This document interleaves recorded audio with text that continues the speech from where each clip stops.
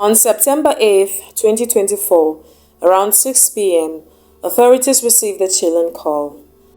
On the other end of the line, a 17-year-old boy by name Collin Griffith told the operator that he had been arguing with his mother, and at one point she lunged at him with a knife. He claimed that she had fallen on the knife, injuring herself in the neck, and she was bleeding. The police quickly arrived at the house. There they found Collin waiting outside, calm and collected. Unfortunately, on inspection of the interior of the house, police found 39-year-old Catherine Griffith lying in a pool of blood, already dead. Investigators spoke with Collin to understand what had happened with his mother, but to their surprise, he was uncooperative. According to Sheriff Grady Judd, he looked the deputy in the eye and said, "I know my rights and I want an attorney." Now, this is a crazy case, and at first glance, one would wonder what could have propelled a 17-year-old boy to engage in a fight with his mother that would ultimately lead to her death. But a closer look into Collin's life exposed troubling details. According to reports, in 2023, the Griffith family lived in Lincoln County, Oklahoma, and on February 14th, Valentine's Day, Collin Griffith shot his father, Charles Griffith, in the chest and head. At the time, Collin claimed that his father had threatened him with a knife, leaving him no choice but to act in self-defense. Griffith had called 911 that day as well, and stated that there had been an argument, and his dad had pulled a knife on him and chased him around the house. He said that he had been cornered in the bedroom by his father, where he picked up a gun and shot him twice. Authorities couldn't disprove the self-defense claim, and less than a month later, the charges against him were dropped, and he was released after his mom posted a $50,000 bail to secure his release from jail. After the incident, Collin went to live with his mother in Charlotte County, Florida. But Collin's troubles were far from over. He repeatedly got into fights with his mother. She could not control him, and within months of his stay with her, he was involuntarily committed for mental health reasons. Around this time, he reportedly made a threatening statement, "I'll myself, or mother by shooting or stabbing her." 2 months later, in November 2023, Collin was arrested for domestic violence against his mother. He allegedly pushed her to the ground and stomped on her after she took away his video game privileges. Collin claimed self-defense, but the argument failed. His grandmother had been present during the abuse, and he was sent to jail. Collin remained in custody until February 2024, when Florida's Department of Children and Families decided it was time to reunite him with his mother. However, Collin strongly objected to this arrangement.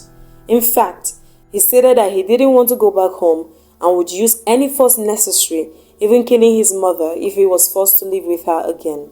Once reunited, things seemed to calm down. Collin graduated from high school and started attending community college. His mom had bought him a car as an early graduation present. According to a post on Instagram, which she captioned, "Happy early graduation present. Congratulations, Collin, on your brand new 2024 VW Jetta. I love you and I'm so proud of you." However, despite this, the relationship between Collin and his mother didn't get any better. In fact, things took a turn for the worst. In February of 2024, after another argument with his mother, Collin fled to his grandmother's house in Auburndale. His grandmother wasn't home at the time. Both she and Collin's mother said they were afraid of him. They told police that they didn't feel safe around him. Collin was again turned over to family services at the time. But 2 days later, exactly 1 year to the day that Collin killed his father, plans were made to reunite him with his mother. However, Collin said he didn't want to live with his mom, and for the second time threatened to kill her. Nevertheless, about 2 weeks later, in March 2024, Collin was again reunited with his mother. Things were relatively calm for a few months, but then things soon spiraled out of control.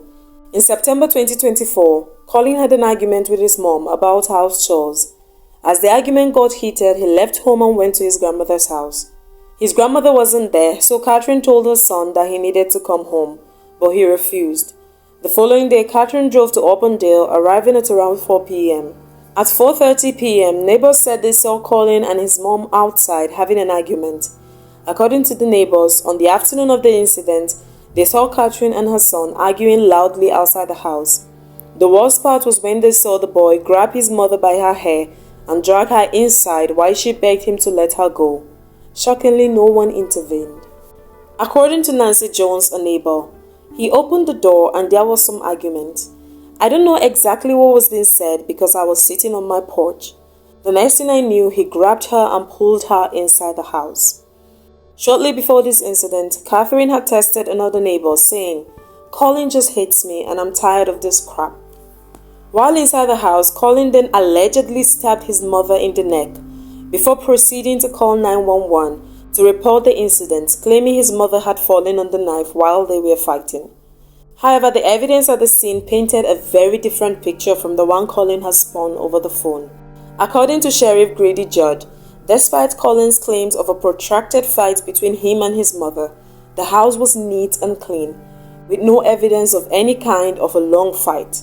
And when deputies arrived at the house, Collin showed zero remorse and zero sense of urgency regarding his gravely injured mother.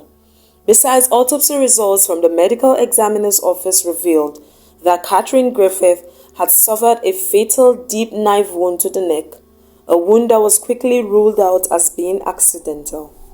Collin Griffith has now been charged with first-degree murder and will most likely be prosecuted as an adult. According to the sheriff, while holding a picture of Collin, he said, "When you look at this, you see a kid, and when I look at him, I see a psychopath. I see totally erratic behavior, to the point that he already at 17 years of age has shot and killed his father and gotten away with it, and then stabbed his mother in the neck so hard that the knife went all the way through."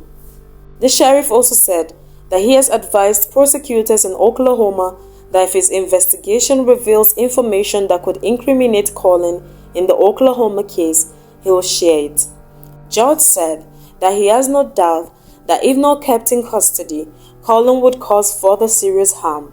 Now he has killed 2 people and killed his mother and father, and I can assure you, beyond and to all exclusion of every reasonable doubt, based upon his conduct, had he gone to live with his grandmother at the end of this, and she crossed him, she would be next. Judge said that Catherine paid the ultimate price for trying to take care of her son. If Oklahoma had been able to act, Catherine would be alive and well today, he said. But because she took him and tried to do like a mother should do and took care of him, she is now dead. Now, I don't know what might have happened with Collin, but a kid at 17 having killed his mom and his dad based on an argument, it definitely shows psychopath behavior, and I think the best place for him to be would be jail, just to ensure that the society is safe and free from, people like this. So this brings us to the end of today's video. I'll definitely be bringing an update if more news comes up about this case. Remember to like this video, subscribe to this channel, and leave a comment below about what you thought of this case. Until next time, stay safe.